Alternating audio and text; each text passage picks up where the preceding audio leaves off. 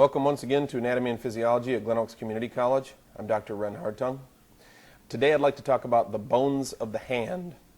I have two right hands here. This one is a plastic hand from one of our plastic skeletons. Excuse me. And this is a loosely articulated real human hand, also the right hand. In general, the bones of the hand, these are the carpals. Altogether, it's called the carpus.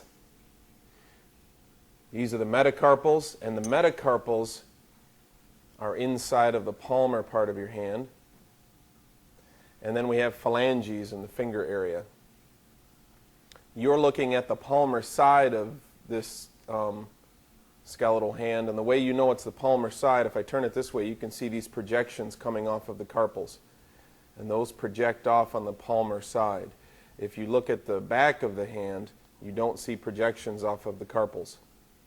So that lets you know, even on a hand like this, which is not really well articulated and kind of flops around, it lets you know that when you see those projections, that this is the palmar side. And when you don't see those projections, then you're on the back of the hand.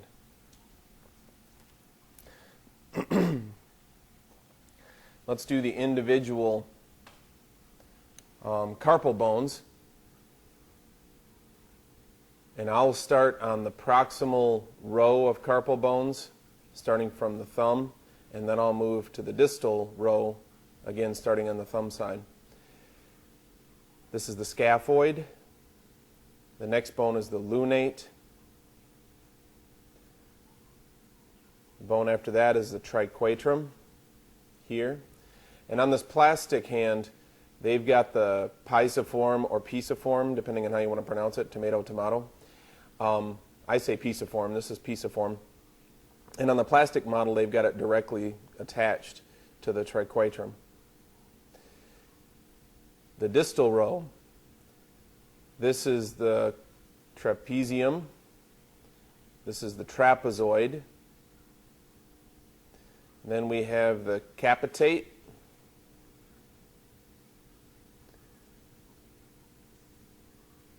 And lastly, we have the hamate.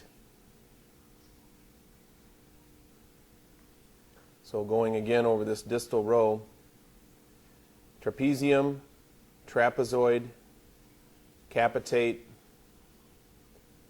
and hamate. Those are the carpal bones. Let's do the carpal bones on the real hand. It's a right hand, but I'm going to hold it in my left. So again, starting from the proximal row, we have scaphoid, lunate, triquetrum, and notice that the pisiform is disconnected from the triquetrum on this real hand. So that's the proximal row. I'll do it one more time. Scaphoid, lunate,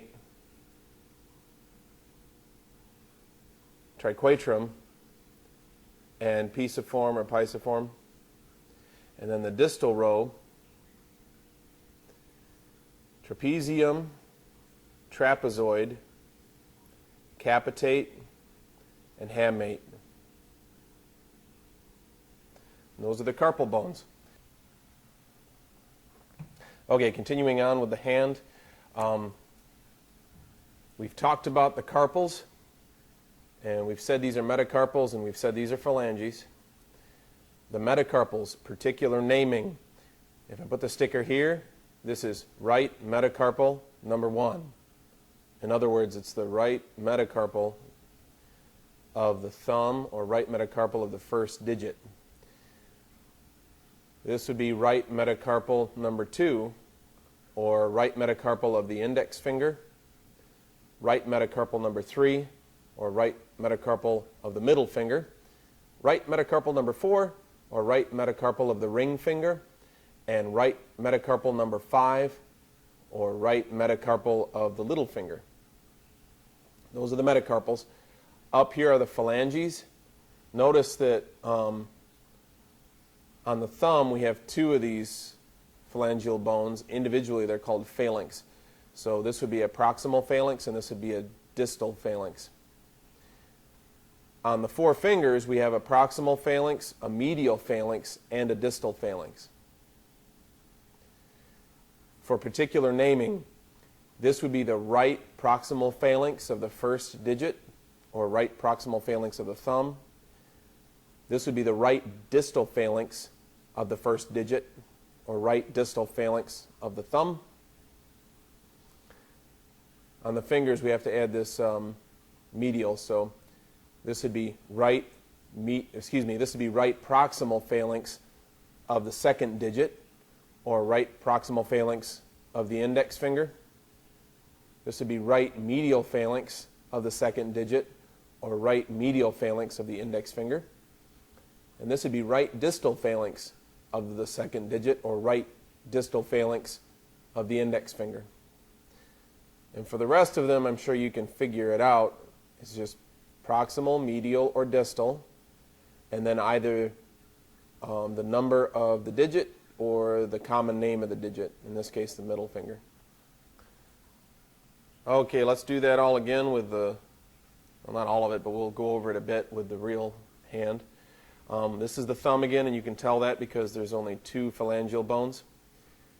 This is a right hand, so this would be a right proximal phalanx of the first digit, or right proximal phalanx of the thumb. This would be right distal phalanx of the first digit, or right distal phalanx of the thumb. I'm going to choose a different finger than I did before, just so we get some more variety. This is a right proximal phalanx of the fourth digit, or right proximal phalanx of the ring finger. Right medial phalanx of the fourth digit, or right medial phalanx of the ring finger. Right distal phalanx of the fourth digit, or right distal phalanx of the ring finger. And that's the basic gist of how you name the phalangeal bones, and it completes our coverage of the entire hand. As always, any questions, comments, email, call, or make a comment on the video. And thank you very much for watching.